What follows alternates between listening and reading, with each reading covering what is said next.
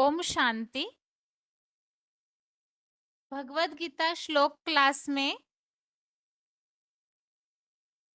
आज का श्लोक है 16वें अध्याय का 22वां श्लोक।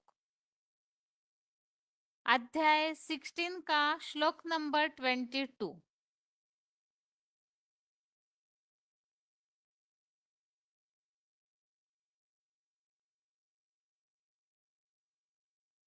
श्लोक है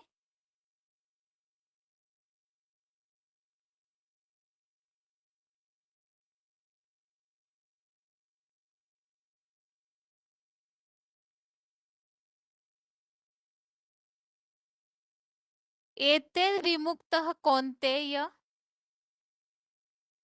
तमो द्वारे स्त्रिभिर्नरः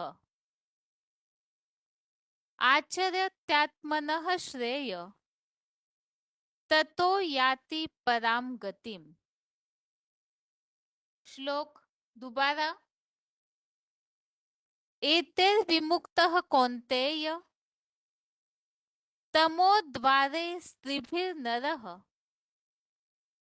आचर्यत्यात्मनः श्रेय ततो याति पराम गतिम। श्लोक एक बार फिर से। एतैर्विमुक्तः कौन्तेय तमो द्वारे स्त्रिभिर्नरः आचर्यत्यात्मनः श्रेय ततो याति पराम गतिम।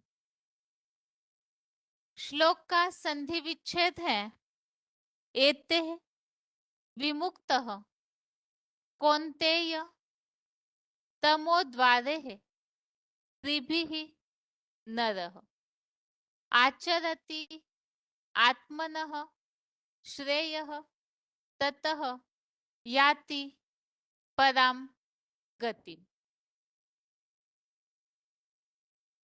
श्लोक का संधि विच्छेद दोबारा। एतेह विमुक्तः कौन्तेय तमो द्वारे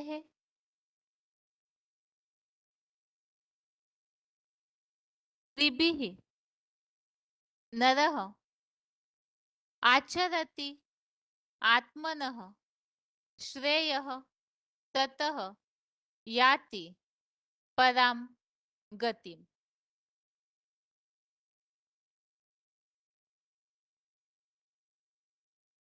शब्दों के अर्थ है कौन्तेय अर्थात हे कुंती पुत्र।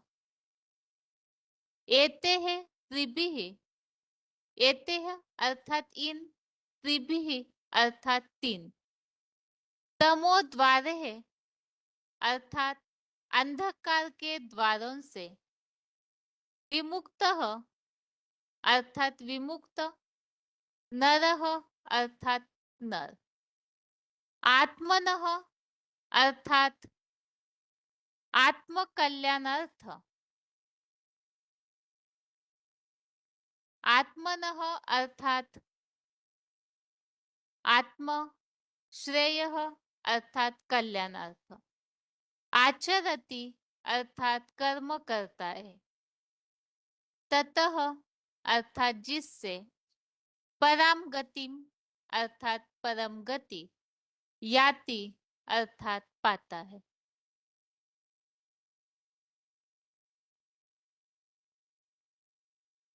शब्दों के अर्थ दोबारा। कौन्तेय अर्थात हे कुंती पुत्र। एतेह अर्थात इन, त्रिभिः अर्थात तीन। तमो द्वारे है अर्थात अंधकार के द्वारों से। विमुक्तः अर्थात विमुक्त। नरः अर्थात नर। आत्मनः अर्थात आत्म। श्रेयः अर्थात कल्याणार्थ। आत्मनः श्रेयः अर्थात आत्मकल्याणार्थ। आचरति अर्थात कर्म करता है। ततः अर्थात जिससे। पराम गतिम अर्थात परम गति। याति अर्थात पाता है। श्लोक का अर्थ है, हे कुंती पुत्र, इन 3 अज्ञान युक्त अंधकार के द्वारों से विमुक्त नर आत्म कल्याणार्थ कर्म करता है, जिससे वैकुंठ की परम गति पाता है। अब 3 अज्ञान अंधकार के द्वार कौन से हैं? इसे हमने इसके पीछे श्लोक में ही समझा है। त्रिविधम नरकस्येदम द्वारं नाशनम आत्मनः। तो काम, क्रोध और लोभ, ये आत्मा का नाश करने वाले नरक के द्वार है। अर्थात आत्माओं को काम, क्रोध, लोभ, इन विकारों के कारण अज्ञान युक्त अंधकार में ढकेला जाता है। जैसे अंधकार में धक्के खाते हैं, इसी तरह इन विकारों की गर्त में जो फंस जाता है और नरक में जाता है, अर्थात ही अज्ञान युक्त ऐसे दुखदायी कर्म करता है, दुखी होता है। और वो किस तरह से दुखी होता है? अंधकार में तो मनुष्यों का भटकना होता है, इन विकारों के जाल में फंसा हुआ, उलझा हुआ। वो हर एक आत्मा जो है, वो भी इसी तरह से अंधकार में, अज्ञान के अंधकार में भटकते हैं। इसके लिए हमने जैसे 16वें अध्याय के 16वें श्लोक में समझा था, अनेक चित्त विभ्रांता, अनेक विचारों में भटके हुए। क्यों भटकते हैं?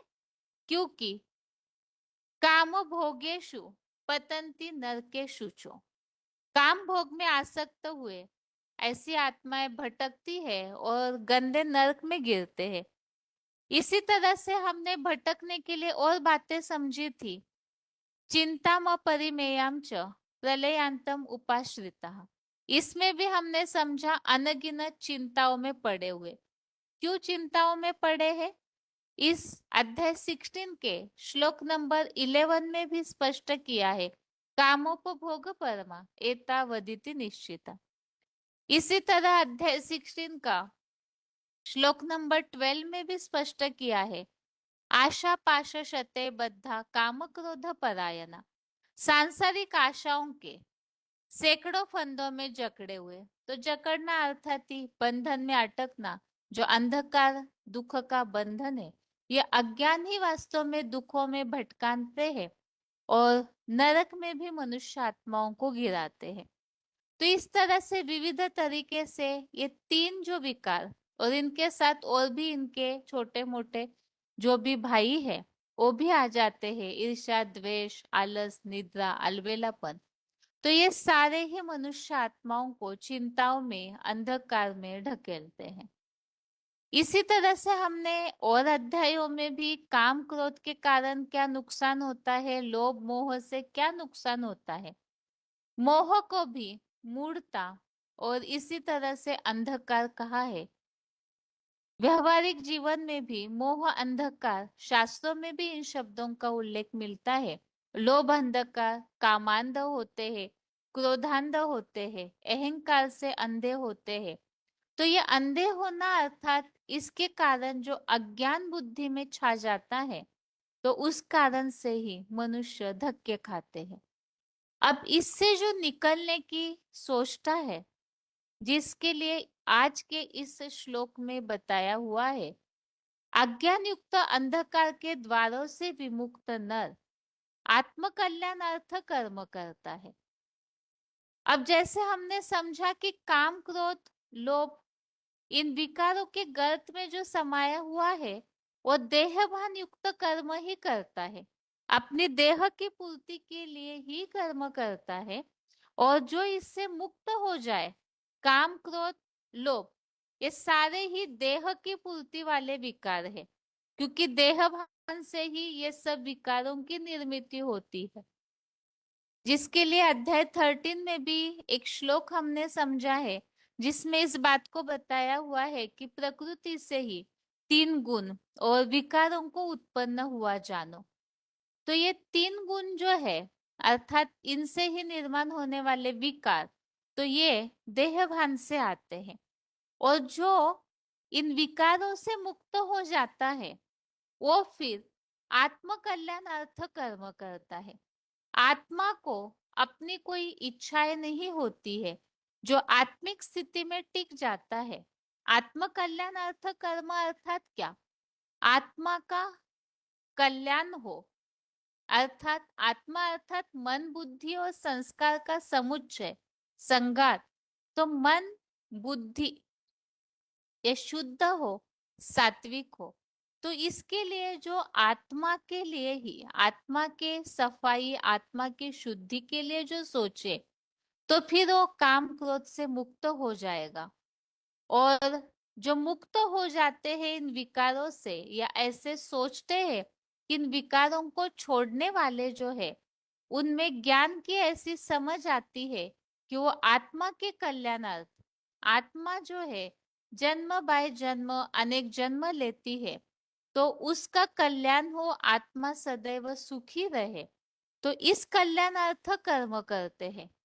वो आत्मा के कल्याणार्थ कर्म के लिए ही भगवान जब इस सृष्टि पर आते हैं, तो उनके उस गीता ज्ञान में इस बात को बताया जाता है, पुरुष अर्थ, आत्मा अर्थात ही पुरुष, और कल्याण अर्थ अर्थात अर्थ, तो पुरुषार्थ करता है, ऐसा आत्मा के कल्याण का कर्म करता है। वो क्या है? तो अज्ञानता के कारण, विकारों के कारण अज्ञान आया, अज्ञानता के कारण भटकते रहे, देह भान वाले कर्म करते रहे, तो पापी बनते रहे। अब जहाँ आत्मा के कल्याण के लिए सोचे, तो ज्ञान की समझ आती है, और ज्ञान की समझ से ज्ञान युक्त अर्थात ही श्रीमत अनुसार, जो गीता संविधान नूंद है, उस अनुसार कर्म करते हैं, और गीता ज्ञान से ही स्वर्ग की प्राप्ति होती है।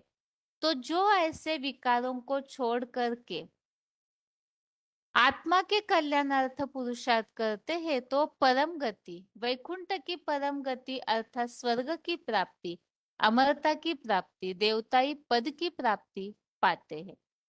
विकारों के कारण नरक में गिरते हैं, देह भान के कारण नरक में गिरते हैं, और आत्मा के कल्याणार्थ जो पुरुषार्थ करते हैं, उन्हें स्वर्ग की प्राप्ति होती है।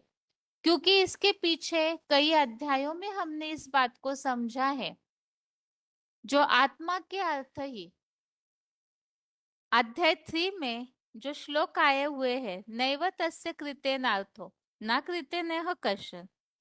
तो इस श्लोक में स्पष्ट किया हुआ है कि जो आत्मा के अर्थ ही कर्म करते हैं, तो वो फिर ऐसी प्राप्ति भी करते हैं।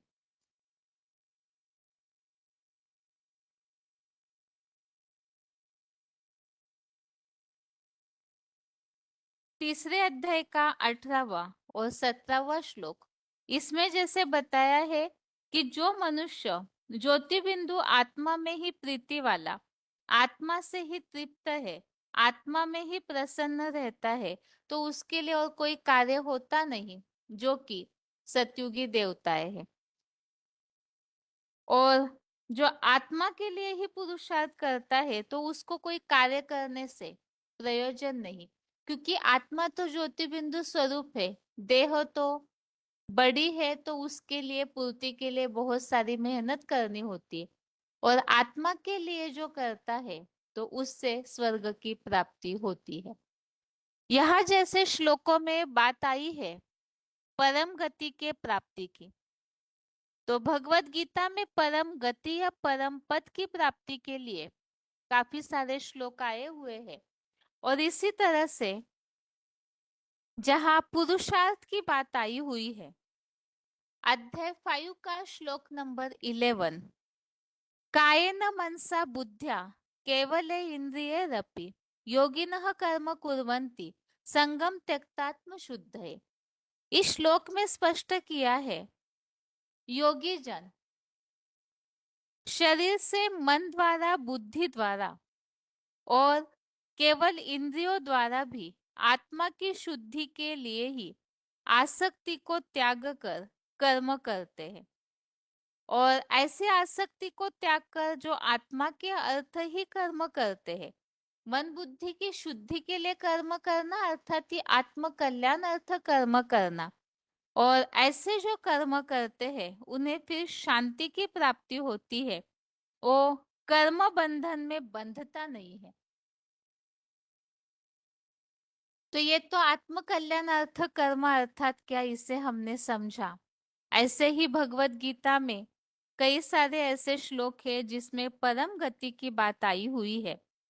जैसे अध्याय 2 का श्लोक नंबर 51, इसमें उल्लेख आया है कि जो कर्म से उत्पन्न हुए फल को त्यागते हैं तो वो फिर दुखों के बंधन से विशेष रूप से मुक्त होकर परम गति की प्राप्ति करते हैं।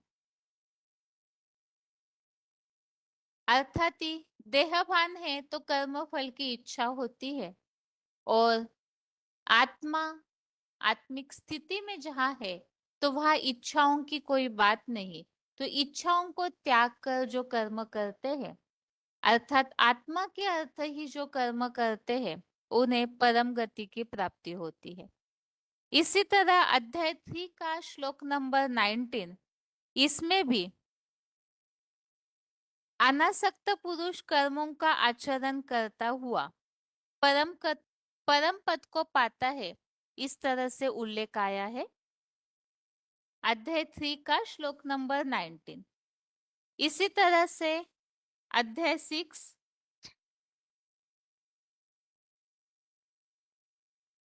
6 का श्लोक नंबर 45, इसमें भी प्रयत्न पूर्वक अभ्यास करता हुआ योगी पापों के धुल जाने पर, जो आज के श्लोक में बात आई है, अंधकार के द्वारों से विमुक्त नर, अर्थात पाप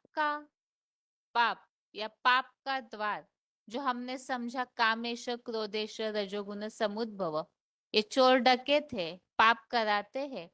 तो इनसे जो विमुक्त है, संपूर्ण पापों के धुल जाने पर परम गति की प्राप्ति करता है, ऐसे बताया है। इसी तरह अध्याय 8 का श्लोक नंबर 13, 8वें अध्याय का 13वां श्लोक, इसमें भी परम गति की प्राप्ति आई हुई है कल्पांतकालीन अंतिम यात्रा में, जो परम गति की प्राप्ति करता है। इसी तरह से अध्याय 9 का श्लोक नंबर 32, इसमें भी जो पापों को छोड़ देता है, अव्यभिचारी याद करते हैं, तो उन्हें भी परम गति की प्राप्ति होती है, ऐसे बताया हुआ है। ये परम गति की प्राप्ति अर्थात ही स्वर्ग की बात बताई जा रही है। देवताई पद, अमरता की प्राप्ति, वैकुंठ की प्राप्ति, यहाँ अलग अलग श्लोकों में अलग शब्दांकनों के साथ बात आई है। अध्याय 13 का श्लोक नंबर 28, 13वें अध्याय का 28वां श्लोक, इस श्लोक में भी ये बात बताई हुई है कि जो समान भाव से देखने वाला अपने मन के संकल्पों द्वारा आत्मा का घात नहीं करता, यहाँ विकारों के कारण ही आत्मा अपना घात करती है। देहभान में आए तो अपना घात किया, अज्ञानता में गए तो अंधकार में गए।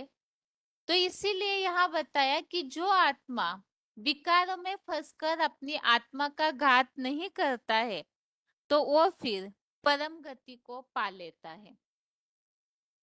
ऐसे ही 15वें अध्याय का 5वां अध्याय 15 का श्लोक नंबर 5, इसमें भी इस बात का उल्लेख आया है, निर्माण मोहा जित संग दोषा।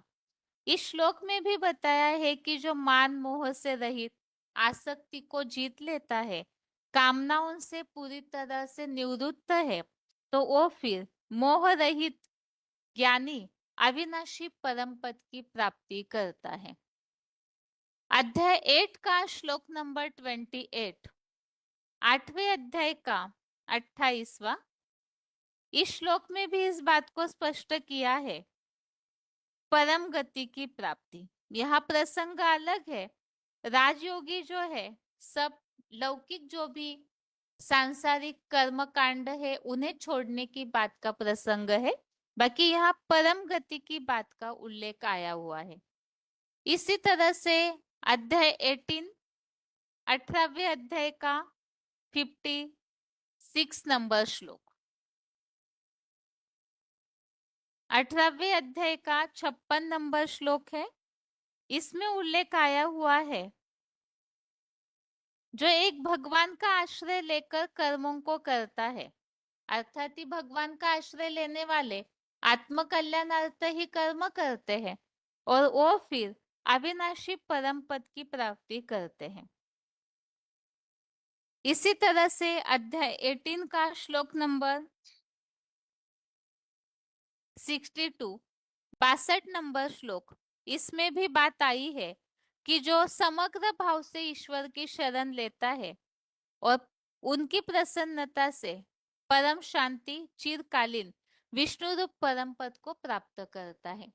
तो भगवान का आश्रय भी वही लेंगे जो विकारों को छोड़ेंगे, अंधकार से मुक्त होंगे, विकारों को छोड़ने वाले भगवान के नजदीक जाने का पुरुषार्थ करते हैं, और जो पुरुषार्थ करते हैं उन्हें फिर परम गति की प्राप्ति होती है।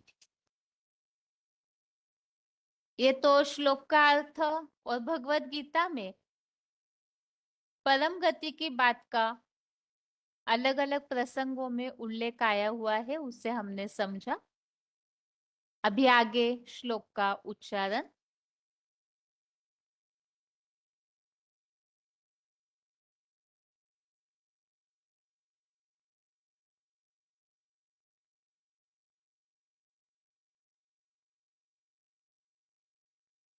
अध्याय 16 का 22वां श्लोक।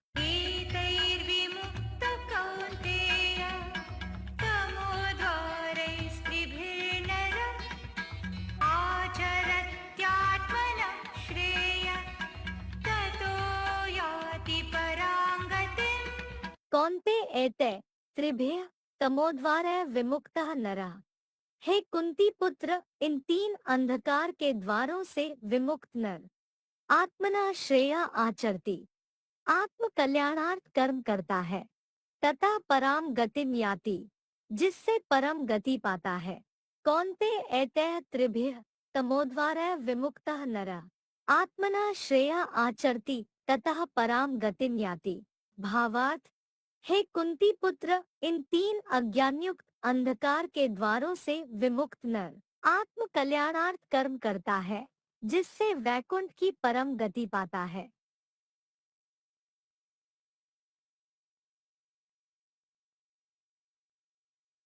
अध्याय 16 का 22वां श्लोक।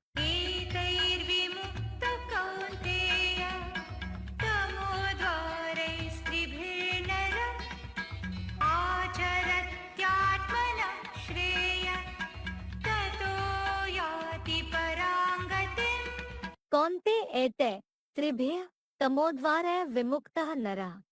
हे कुंती पुत्र, इन 3 अंधकार के द्वारों से विमुक्त नर आत्मना श्रेया आचरति, आत्म कल्याणार्थ कर्म करता है, तथा पराम गतिम याति, जिससे परम गति पाता है।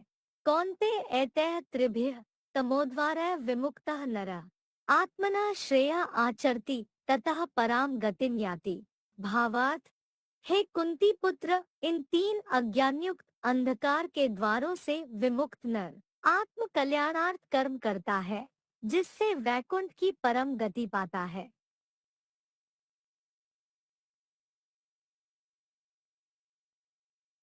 अभी श्लोक में जो शब्द आया है आत्म कल्याणार्थ कर्म करता है, वार्तालाप नंबर 653, डिस्कशन नंबर 653, 653, 29 मिनट के बाद से लिया हुआ पॉइंट।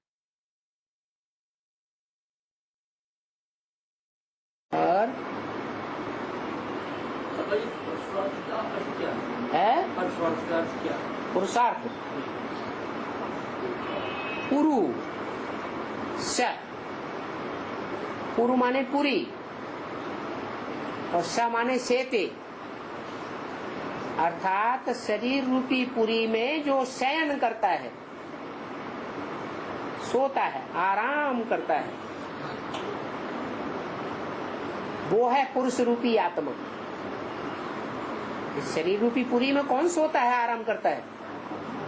जो आत्म की स्थिति में स्थित होने वाले देवताएं हैं, वो शरीर रूपी पुरी में चैन की नींद सोते हैं, चैन की नींद रहते हैं, और द्वापर युग से देह अभिमानी बन जाते हैं। तो चैन की नींद आती है? नहीं आती। तो असली पुरुष हैं वो देवताएं। पुरुष और पुरुषार्थ। पुरुष का अर्थ क्या हुआ? शरीर रूपी पुरी में सोने वाली आत्मा, और आत्मा के अर्थ जो किया जाए सो पुरुषार्थ। शरीर के अर्थ किया जाए सो पुरुषार्थ नहीं। शरीर का पेट भरने के लिए धंधा करते हैं, कोई काम है, हम ईश्वरीय सेवा ही तो करते हैं। हम अपनी आत्मा का कल्याण करने के लिए धंधा करते हैं। तो क्या ये बात सत्य है? हैं? उसे पुरुषार्थ कहेंगे? नहीं। पुरुषार्थ उसी को कहा जाता है जो पुरुष अर्थात आत्मा के अनेक जन्मों का कल्याण करे, ऐसा कर्म, वो पुरुषार्थ है। शरीर के लिए जो किया जाता है उससे तो एक जन्म का कल्याण होगा, और पुरुष रूपी आत्मा के लिए जो किया जाता है उससे अनेक जन्मों का कल्याण होता है।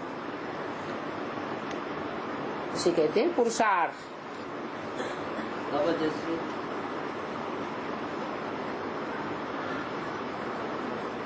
बोलो बोलो।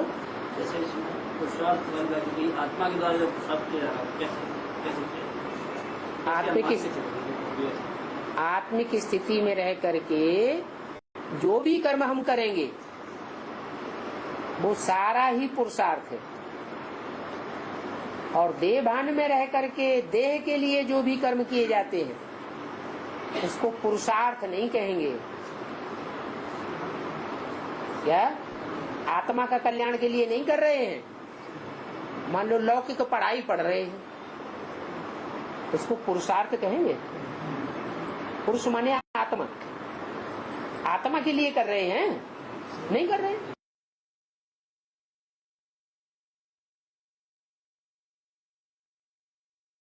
अगला पॉइंट है अंधकार के द्वारों से विमुक्त नर। यहाँ श्लोकों में हमने जो बातें समझी है उस अनुसार अंधकार के द्वार अर्थात विकार, काम, क्रोध, लोभ जो नरक में ढकेलते हैं, तो उनसे जीतने का, विकारों को जीतने का पुरुषार्थ करना है। इस तरह से इस पॉइंट में उल्लेख है। VCD number 1234, VCD number 1234, 13 minute के बाद से लिया हुआ पॉइंट।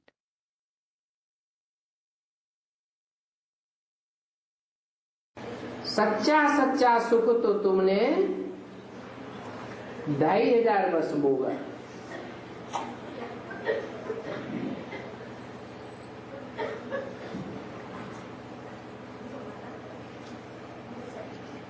और दुख भी तुमने 2500 वर्ष भोगा, जबकि जास्ती विकारों में गंदे बने हो। पहले जब रजो में थे तो फिर भी कुछ समझ थी। मास में भी एक बार मुश्किल से जाते होंगे।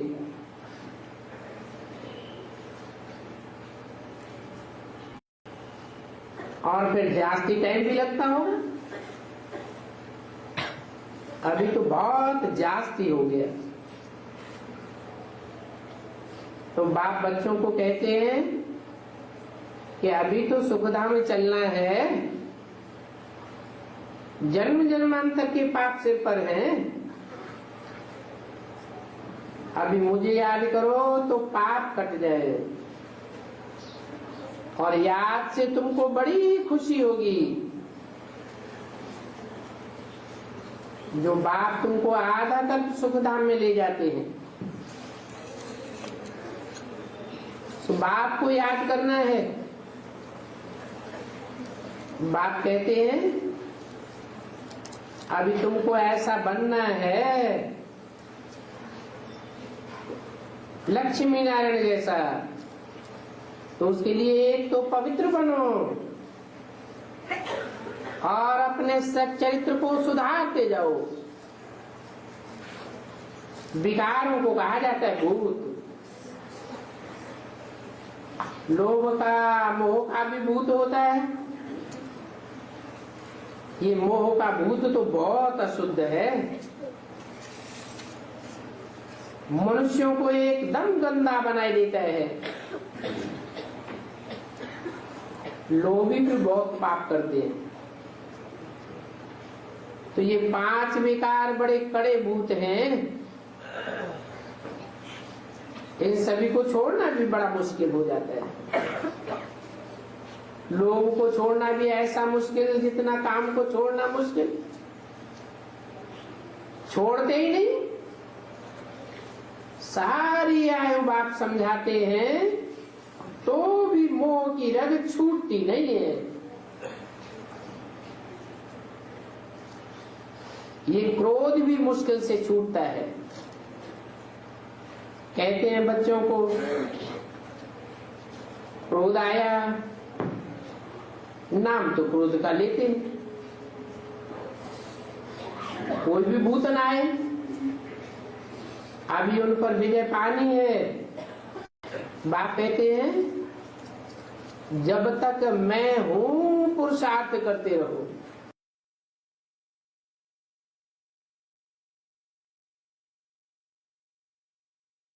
अगला पॉइंट है परम गति को पाता है।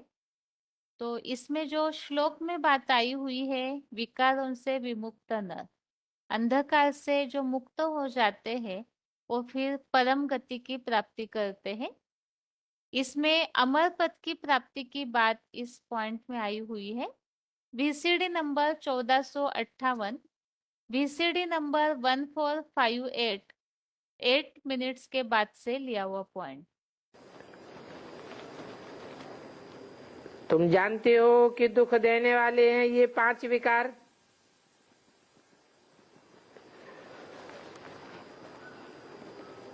दस शीश वाला माया रावण,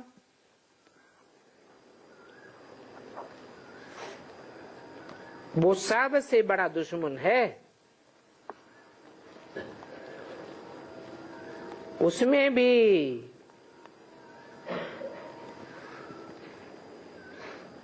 भगवान ये बात समझाते हैं कि काम विकार सबसे बड़ा शत्रु है। वो आदि मध्य और अंत दुख देने वाला है।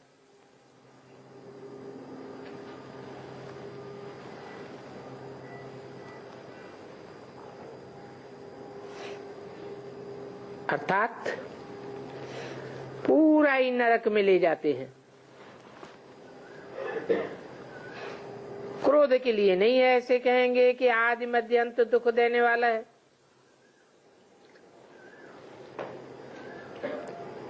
तो ये काम है सबसे बड़ा शत्रु।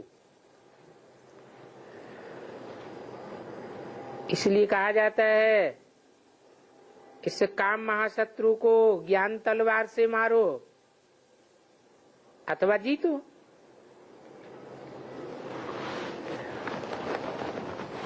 और इनको जीतने से ही तुम अमर लोक में जा सकते हो।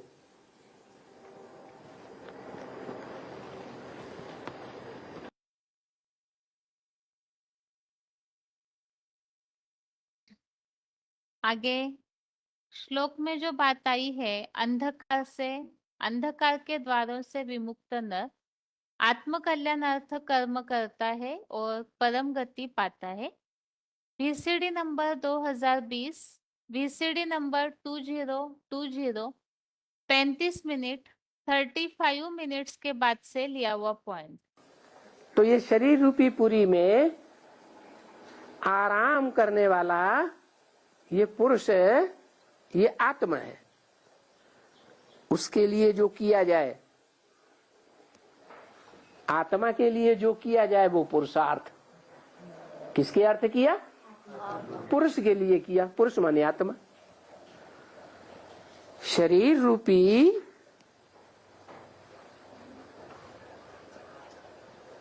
पुरी में रहने वाले आत्मा के लिए जो किया जाए वो हुआ पुरुषार्थ, और शरीर के लिए किया जाए, शरीर कहो रथ कहो, तो उसे क्या कहा जाता है? स्वार्थ। स्व माने आत्मा और रथ माने शरीर। आत्मा के रथ के लिए किया, पुरुषार्थ किया या नहीं किया?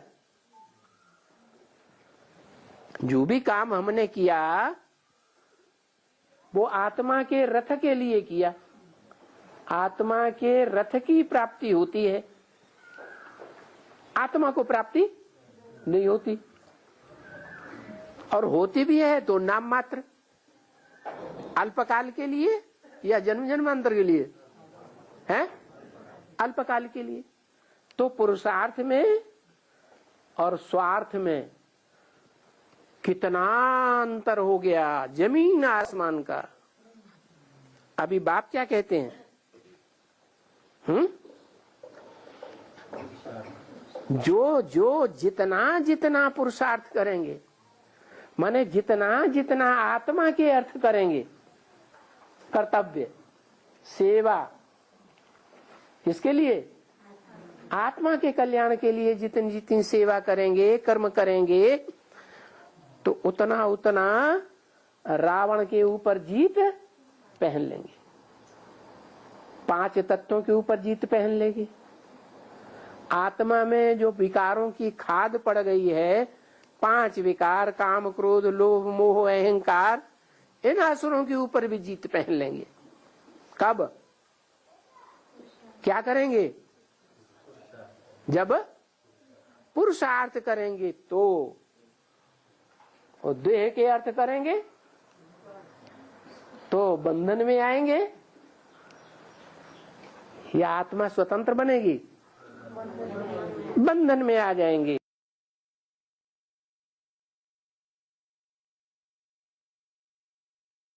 अभी आगे है 13वें अध्याय के 15वें श्लोक की रिवीजन। अध्याय 13 का श्लोक नंबर 15 रिवीजन।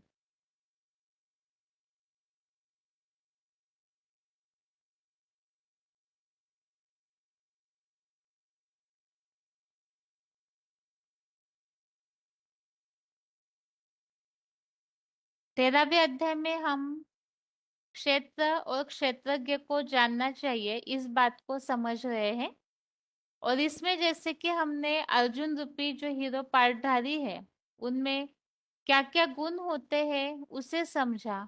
अभी उनके स्थिति के बारे में आगे के श्लोकों में समझाने दी हुई है। आज का श्लोक है बहिरंतश्च भूतानां अचरम चरमेव च सूक्ष्मत्वात् अविज्ञेयं दूरस्थम चान्तिके च तत्। श्लोक दोबारा। बहिरंतश्च भूतानां अचरम चरमेव च सूक्ष्मत्वात् अविज्ञेयं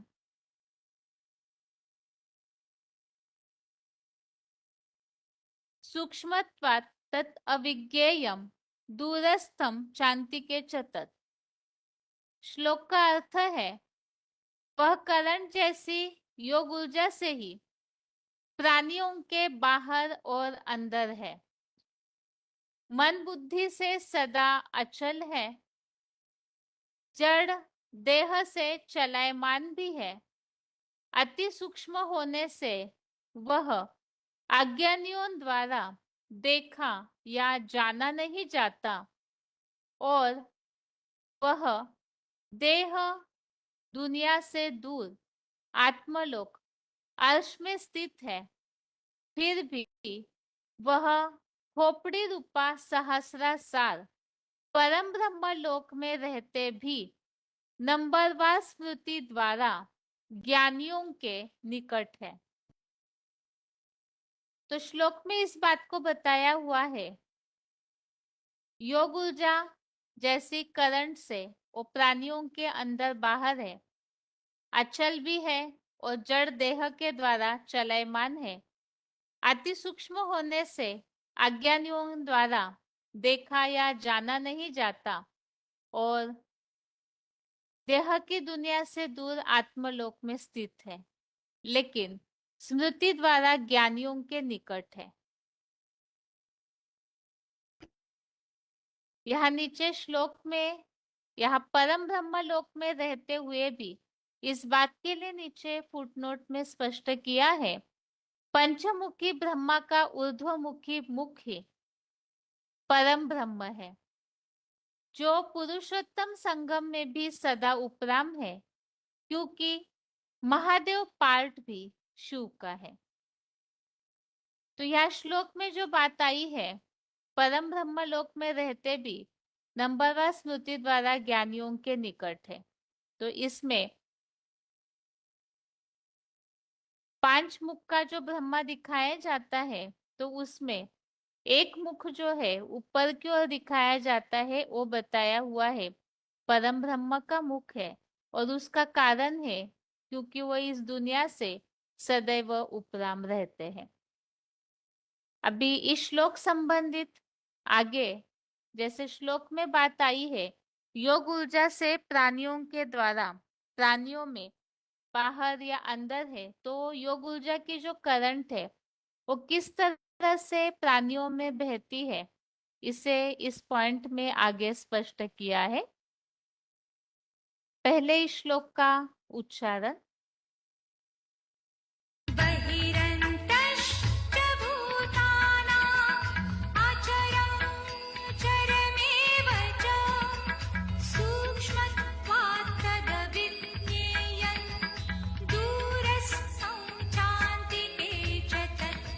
वह करंट जैसी योग ऊर्जा से ही प्राणियों के बाहर और अंदर है और मन बुद्धि से सदा अचल है, जड़ देह से चलायमान भी है। अति सूक्ष्म होने से वह अज्ञानियों द्वारा देखा या जाना नहीं जाता और वह देह दुनिया से दूर आत्मलोक अर्श में स्थित है, और फिर भी वह खोपड़ी रूपा सहस्त्रासार परम ब्रह्म लोक में रहते भी नंबरवार स्मृति द्वारा ज्ञानियों के निकट है। पंचमुखी ब्रह्मा का ऊर्ध्वमुखी मुख ही परम ब्रह्म है, जो पुरुषोत्तम संगम में भी सदा उपराम है, क्योंकि महादेव पाठ भी शिव का है।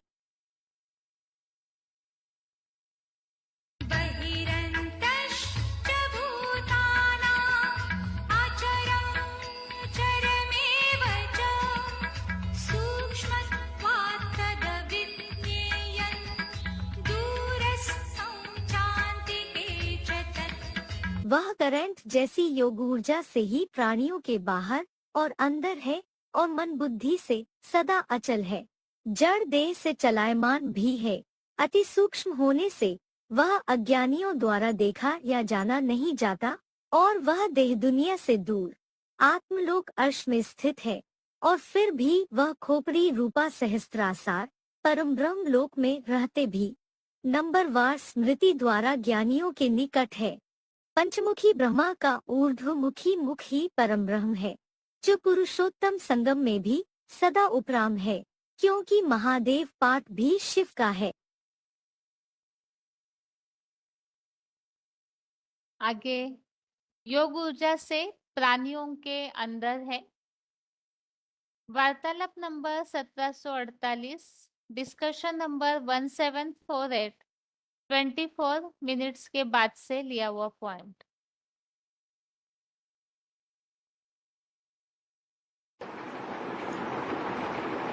शिव क्या है? शिव ज्ञान और योग का अपार भंडार है। वो इस सृष्टि पर जब आता है मुकर्रर रथ में, तो उस मुकर्रर रथ के द्वारा हर एक इंद्रिय से वो अपार शक्ति प्रवाहित होती है। सबसे जास्ती सक्रिय कौन सा अंग है? आंखें। आंखों से, हाथों से वो प्रवाह सबसे जास्ती होता है।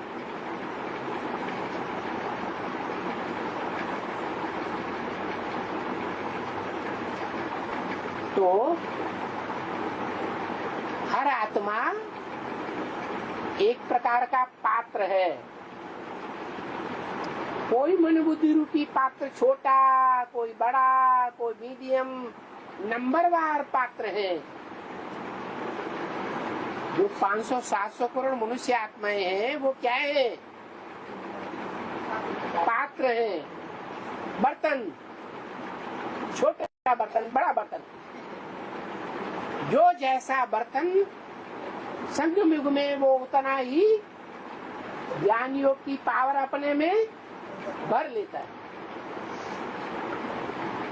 वो पावर पहले जन्म से लेकर के और कलयुग के अंतिम जन्म तक काम देती रहती है। ज्यों ज्यों वो पावर घटती जाती है, त्यों त्यों कहते हैं कि 4 अवस्थाओं से पसार होता है।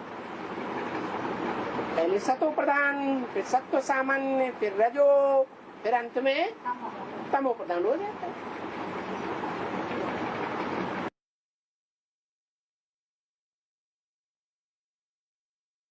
अगला पॉइंट है, श्लोक में बात आई है वह मन से सदा अचल है। VCD number 1057, VCD number 1057, 46 minutes के बाद से लिया हुआ पॉइंट। मनुष्य को भगवान कहा ही नहीं जाता। क्या किसको कहा जाता है? जो मन वाला है, मन चलाने वाला है या चंचल मन वाला है, वो भगवान हो ही नहीं सकता। या तो पुरुषार्थ करके मन को अमन बना दे। क्या बना दे? निश्चल बना दे। मन अचल अडोल हो जाए। जैसे शिव बाप है, उसका मन चलायमान होता है क्या? नहीं चलायमान होता। पुरानी दुनिया में आता है, पतित सड़ी हुई दुनिया में आता है, पतित तन में आता है, विकारी चोले में आता है और विकारी चोलों का संग भी करता है। क्या संग करता है? इसलिए जहां इस संग की यादगार बनी हुई है, उस पहाड़ का नाम ही क्या रख दिया? माउंट आबू। क्या? दुनिया की जितनी भी बदबू वाली आत्माएं हैं, जिनकी दुनिया में बहुत बदबू उड़ती है ज्ञान ग्लानि की, वो सारी वहां इकट्ठी हो जाती हैं पहाड़ के मुआफिक, उस बाप के पास जाकर।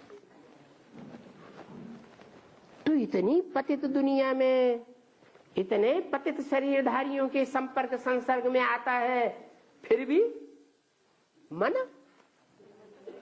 अचल अडोल रहता है।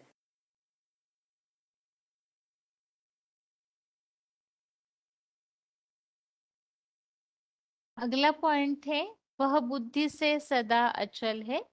VCD number 2216, VCD number 2216।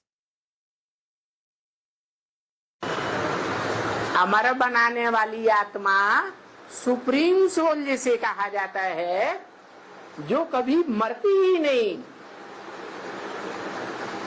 त्रिकालदर्शी है, कभी भी अनिश्चय बुद्धि नहीं होती, सदैव निश्चयात्मक बुद्धि। कहा ही जाता है सदा शिव, सदैव निराकारी, निर्विकारी, निरहंकारी। वो ही तो अमर लोक बना सकता है, जो स्वयं कभी मृत्युलोक का वासी बनता ही नहीं है। लोग समझ लेते हैं उस साकार व्यक्तित्व को,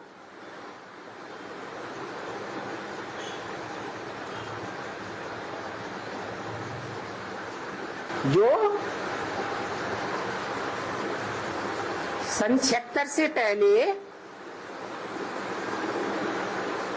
बाप को जानता था, है? नहीं जानता था। जब नहीं जानता था तो निश्चय बुद्धि था या अनिश्चय बुद्धि था? है? अनिश्चय बुद्धि था। तो वो आत्मा स्वर्ग स्थापन नहीं कर सकती, स्वयं स्वस्थिति में स्थित नहीं हो सकती, क्योंकि स्वयं देहभान में होती है। और जो देहभान में है वो दूसरों को रुलाने के निमित्त बनता है या नहीं बनता है? है? बनता है। परसेंटेज में हो सकता है कि कोई कम बनता है, कोई ज्यादा बनता है, लेकिन बनता तो है ना।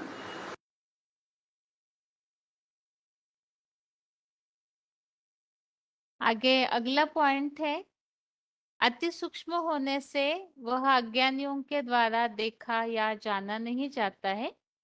VCD number 2237, VCD number 2237, 28 minutes के बाद से लिया हुआ पॉइंट।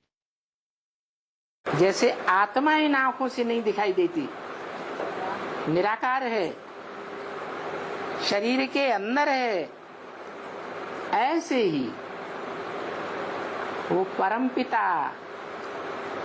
आत्माओं का बाप, वो भी षष्ठ रूपी रंगमंच पर आता तो है, किसी मुकर्रर तन में पार्ट बजाता तो है, लेकिन प्रत्यक्ष रूप में किसी को दिखाई सदैव नहीं दिखाई पड़ता। मान लेते हैं मेरी आंखों के सामने है, तो इन आंखों से वो चीज दिखाई देती है क्या? दिखाई देती है। इन आंखों से तो अपनी आत्मा भी नहीं दिखाई देती, दूसरे की आत्मा भी नहीं दिखाई देती। तो जो अति सूक्ष्म से सूक्ष्म है वो कैसे दिखाई देगा?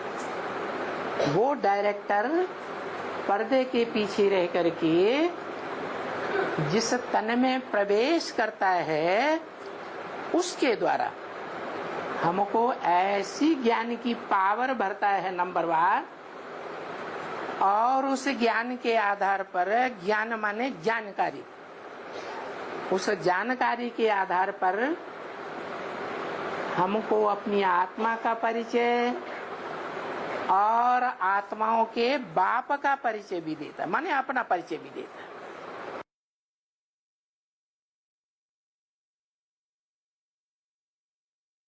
अगला पॉइंट है, वह देह दुनिया से दूर अर्श में स्थित है। VCD number 164, VCD number 164, 8 minutes के बाद से लिया हुआ पॉइंट। जिसे अंग्रेज लोग कहते हैं सोल वर्ड, सुप्रीम एबोर्ड, मुसलमान लोग कहते हैं अर्श, खुदा अर्श में रहता है, रूहें भी वहां से आती है, रूहानी बाप भी वहां से आता है। और हिंदुओं की गीता में तो पूरा एक श्लोक बताई दिया है, न तद भाषयते सूर्यो न शशांको न पावक यद गत्वा न निवर्तन्ते तद धाम परम मम। वो मेरा परम धाम है, जहाँ जाकर के मनुष्य आत्मा इस कलयुगी पापी दुनिया में वापस नहीं आती, जहाँ सूरज चांद सितारों का प्रकाश नहीं पहुँचता। मैं उस धाम का रहने वाला हूँ। तुम बिंदु बिंदु आत्माओं के साथ मैं वहाँ रहता हूँ। तुम्हारे भी वहाँ शरीर नहीं होते, लेकिन तुम्हारी अविनाशी आत्मा वहाँ विराजमान होती है।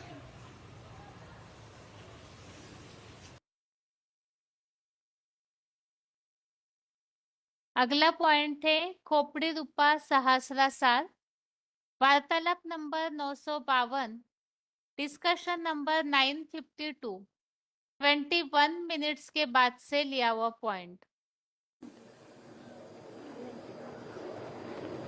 उन्होंने 8 चक्र दिखाए हैं, रीढ़ की हड्डी के नीचे से लेकर के और नाभि, हृदय, यहाँ और यहाँ और यहाँ से लेकर के यहाँ तक सहस्त्रासार 8वां चक्र, ये 8 चक्र दिखाए हैं। सहस्त्रासार अर्थात वो ब्रह्मा जिसकी 1000 भुजाएं होती हैं, 1000 भुजाओं के सहयोग से वो राजधानी स्थापन कर लेता है प्रजापिता ब्रह्मा, उसको सहस्त्रासार के रूप में दे दिया है। सबसे नीचे जो चक्र है, कहते हैं वहां कुंडलिनी सोई पड़ी है। क्या? वहां शक्ति, कुंडलिनी शक्ति सोई पड़ी है। अगर उसको हमने जागृत कर दिया तो वो ऊपर चढ़ते चढ़ते सहस्त्रासार में जब पहुंचेगी तो सिद्धि प्राप्त हो जाएगी। वास्तव में ये अष्ट देवताओं की बात है। ये 8 धर्म से निकले हुए श्रेष्ठ आत्माएं हैं, जिनके आधार से नई दुनिया की स्थापना होती है। वो जब जागृत हो जाते हैं तो सारा विराट पुरुष जागृत हो जाता है, सारी दुनिया में परिवर्तन आता है।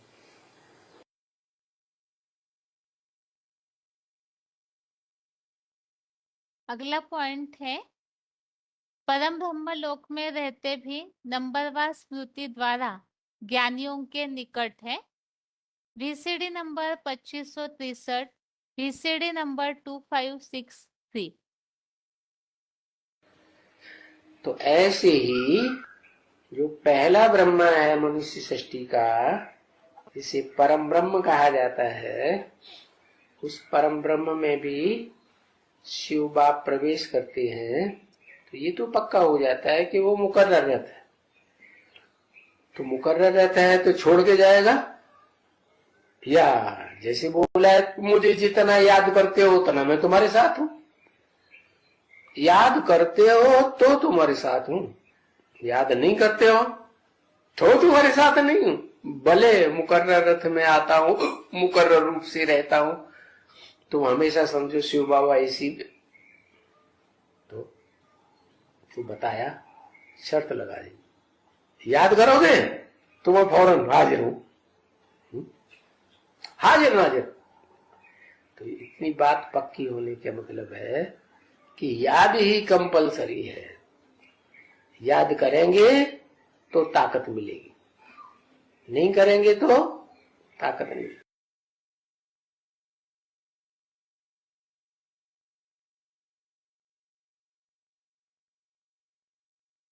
अगला पॉइंट है, ऊर्ध्वमुखी मुख पुरुषोत्तम संगम में भी सदा उपराम है। VCD number 2739, VCD number 2739। तो फिर तो 4 ब्रह्मा मौजूद है क्या? एक तो है ऊर्ध्वमुखी ब्रह्मा, ऊपर को मुख वाला, जो 5वां मुख कहा जाता है पंचानन। तो वो तो हो गया ऊपर का मुख, जो ऊपर ही बुद्धि बनी हुई है। 24 घंटे ऊपर रहे तब प्रत्यक्ष होगा कि मिनट 2 मिनट 10-20 सेकंड बुद्धि ऊपर रहे बाकी नीचे आ जाए तो कहेंगे? कब कहेंगे? 24 घंटे बुद्धि जो है ऊपर वाले में ही लगी रहे। कहाँ ऊपर वाले में? शिव आत्मा ज्योति बिंदु ही बुद्धि में बैठा रहे। क्या? ज्योति बिंदु के अलावा और कोई दिखाई न पड़े।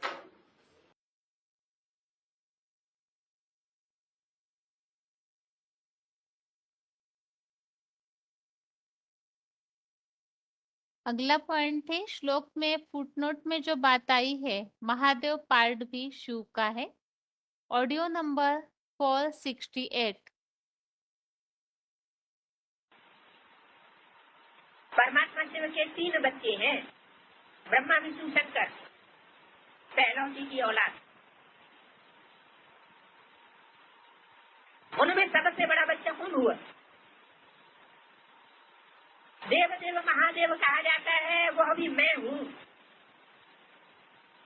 मैं हूँ का मतलब ये नहीं है कि शिव कोई अलग है, साकार में व्यक्तित्व पर्सनालिटी, और शंकर कोई अलग व्यक्तित्व पर्सनालिटी है। नहीं, बोलने वाली जो सोल है, सुप्रीम सोल, वो शंकर के अंदर बोल रही है कि महादेव का पार्ट बजाने वाला भी मैं हूँ उसके अंदर। वो तो सिर्फ याद में रहता है। ये निमित्त भाव की महानता है। कोई में अहंकार आ जाता है कि हमने किया, या महादेव जो टाइटल आया वो हमारी अपनी करनी से आया, हमने सेवा की। नहीं, जो कुछ भी है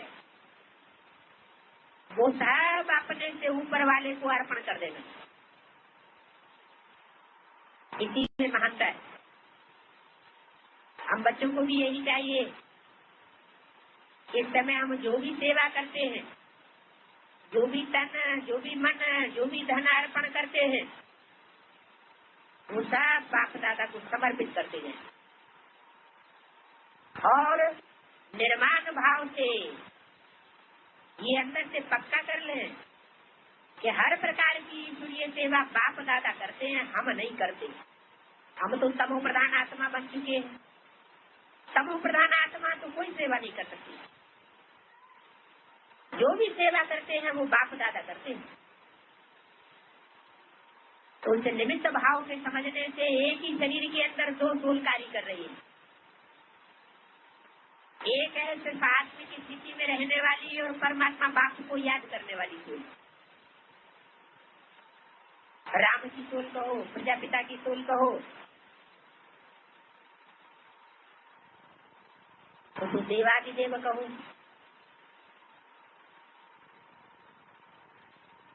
हीरो पाठधारी कहो, वो मनसा सेवा के आधार पर ही सारी शक्तियां प्राप्त कर लेता है। जो गायन है योग बल से विश्व की बादशाही। जब योग बल से विश्व की बादशाही मिल सकती है तो क्या नहीं हो सकता। सिर्फ मनसा को एकाग्र करने की ही तो बात है। तो शिव साकार में अलग नहीं है, शंकर भी साकार में अलग नहीं है, लेकिन दोनों की साकारी स्टेज नहीं है। स्टेज से एक है सदैव निराकारी स्टेज में रहने वाला, एक ही पर्सनालिटी के द्वारा, एक ही शरीर के द्वारा, और एक है मोस्टली आकारी स्टेज में रहने वाला और आखिरी निराकारी स्टेज में रहने वाला शंकर, जिसे कहा जाता है।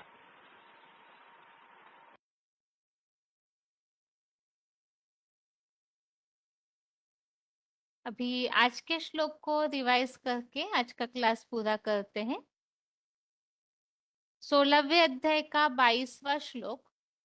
श्लोक है, एतेर विमुक्तः कौन्तेय तमोद्वारे स्त्रिभिर्नरः आचर्यत्यात्मनः श्रेय ततो याति पराम गतिम्। श्लोक दोबारा, एतेर विमुक्तः कौन्तेय तमोद्वारे स्त्रिभिर्नरः आचर्यत्यात्मनः श्रेय ततो याति पराम गतिम्। अर्थात, हे कुंती पुत्र, इन 3 अज्ञान युक्त अंधकार के द्वारों से विमुक्त नर आत्मकल्याणार्थ कर्म करता है, जिससे वैकुंठ की परम गति पाता है। 16वें अध्याय में जहां आसुरी संपत्ति अर्थात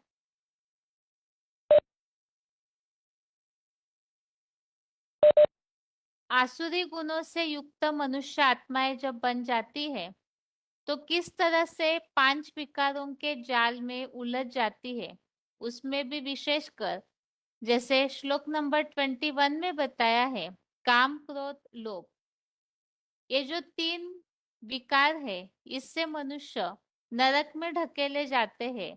और ऐसे जो विकारी भावनाएं है इसके कारण अज्ञान अंधकार के कारण अनेक विचारों में भटके हुए, अनेक चिंताओं में उलझे हुए, अनेक आशाओं के फंदों में जकड़े हुए, इस तरह से अज्ञान युक्त अंधकार के मार्ग में भटकते हैं। तो जो इन विकारी भावनाओं से मुक्त हो जाते हैं, अर्थात विकारों पर जीत पाते हैं, जिसे मुरलियों में कहा है निर्विकारी बनना, और ऐसे जो पवित्र बन जाते हैं वो फिर ऐसे पुरुषार्थी जो विकारों को त्यागने का कर्म करते हैं, विमुक्त हो जाते हैं, और फिर आत्म कल्याणार्थ ही कर्म करते हैं। और ऐसे आत्म कल्याणार्थ कर्म करने वाले, आत्मा के हेतु ही कर्म करने वाले, उन्हें फिर परम गति की प्राप्ति होती है। ये आज के श्लोक का अर्थ है। इसके साथ ही हमने 13वें अध्याय का 15वां अध्याय 13 का श्लोक नंबर 15 रिवीजन के श्लोक में समझा है, जिसमें इस बात को स्पष्ट किया है कि एक तो अर्जुन रथ वाली आत्मा जो है वो किस तरह से स्थिति को प्राप्त करती है, और उसमें भी जो परम पिता है वो योग ऊर्जा के द्वारा कैसे समाये हुए हैं, सब में मन से बुद्धि से किस तरह से अचल है, और वैसी स्थिति जो अर्जुन रथ कैसे बनाते हैं, जो सदैव ही उपराम रहते हैं पुरुषोत्तम संगम युग में। इन बातों को आज के रिवीजन के श्लोक में समझाया है। और इसके साथ ही आज के लिए गीता क्लास यहाँ ही पूरा करते हैं। ओम शांति।